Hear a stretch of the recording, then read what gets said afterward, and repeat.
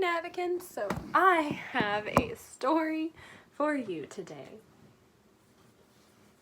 I don't really know where to begin with it because it's Just start at the beginning of where it all began. Okay, so I got back from the farmers. You also have to speak louder because I spoke too quietly before, so now I'm having to speak up really loudly.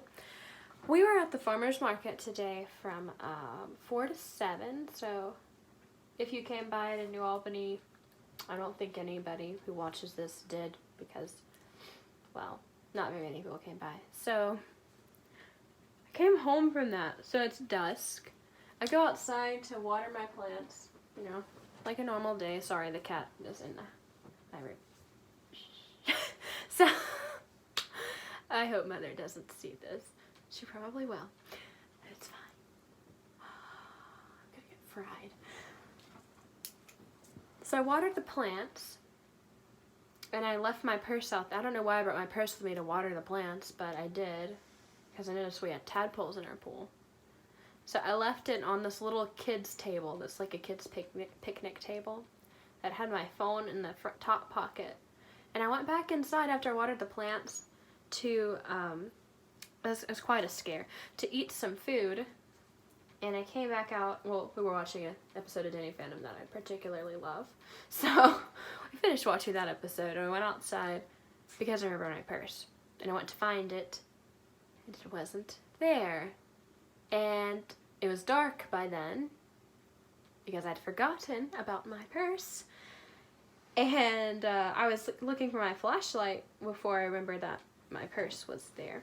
We actually went outside. Are you okay? We actually went outside for the tadpoles, not my purse. Sorry, I forgot.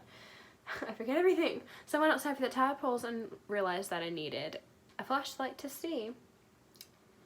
And then I remembered that it was outside somewhere in my purse. So I called my mother and Emma, went outside with flashlights, and we found my phone. Well, I found my phone. Laying face down a foot away from the table, like towards the woods. So we thought it had been stolen. So we were looking for it for like a while. But the funny thing is that I had gone down there, like behind the shop. Our backyard is laid out like our back porch is on this plateau kinda, where the rest of our front yard, like our front yard's on the same level, but like our backyard is like a slope and it's like more than 1.5 feet. It's like 2 or 3 feet deeper than the rest of it. So it's basically a hilly, we're in the center of like a valley anyway. So like the backyard is a slope down, and it slipped my mind, but I'd already gone down there to look for my purse, and I don't know how I didn't see it. So we went back up, and my mother yelled out, "Whoever stole a purse, you better return it," like really loud, and it like echoed off the trees, and we saw something. Like we heard like this splash sounding noise. It was really weird. And I saw this black shadow like run across, and I was like, ugh. And Emma got a better glimpse than I did. I saw eyes that were close enough and round enough to be a cat's. She was convinced it was a cat, but my cat was on the porch. So naturally, demon. So we were like, a demon stole my purse, Mom! And she was like, what is it? Because she hadn't heard it. Because she was still talking. It was just creepy because it was right after she finished yelling it that the thing happened. So I was like, demon. Naturally. As one does around this place, because our house is haunted and we had to kick a demon out of our house, and now it lives outside and it hasn't tried to get in a long time. So personally, I think that the demon probably left because it realized it's not getting back in. But anyway, naturally, I assumed it was a demon. But we all went inside very quickly because Mother was panicking. I was like, let me have a gun then if you think it's a human. But I forgot that I'd already been down there, and if it had been a human, I would have been snatched or shot or stabbed or whatever if it had been a human. I didn't even think about the fact that I'd already been down there. So yeah, that was real smart. And Mother thought it was a person. So we had to call my cousin, Nathan, over here And I had a kitchen knife because Mother wouldn't let me we have like a lot of guns. So she made me take a knife instead.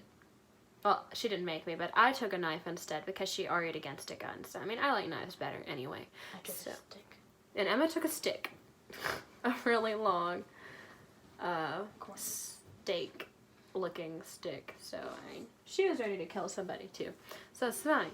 So, Mother wouldn't let us leave until, like, go outside until Nathan got there. And then we searched, like, the whole yard again.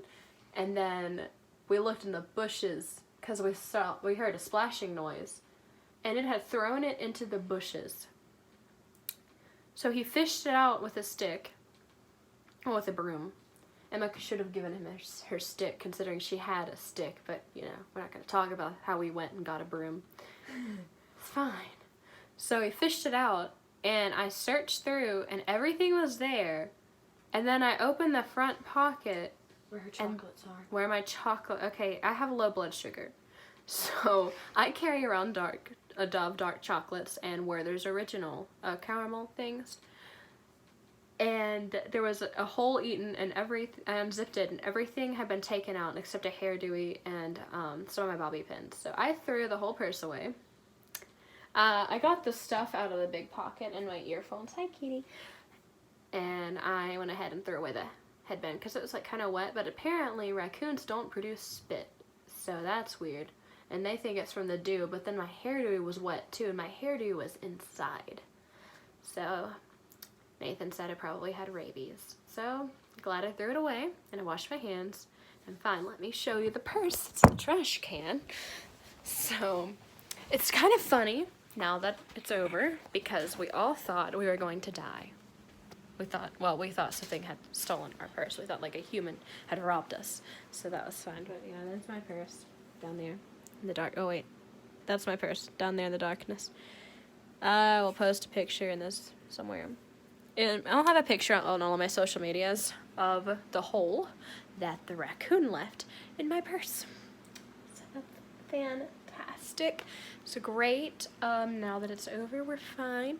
It's pretty funny now that it's over. Actually, because we were flipping out. I was so angry. It was like, whoever stole my purse is gonna die today. But yeah. It wasn't a person, it was just a raccoon that we thought was a demon. And then we thought it could be a person too. So yeah, it could be a demonically possessed person. I'm just kidding. So yeah, that was fun. It's ate all my chocolate and caramel. So I don't know if I have any more caramel left, which is sad, so I guess I'll have to buy more. It's okay because I barely ate it anyway. Well, bye guys. Bye Navicans. That was my story time.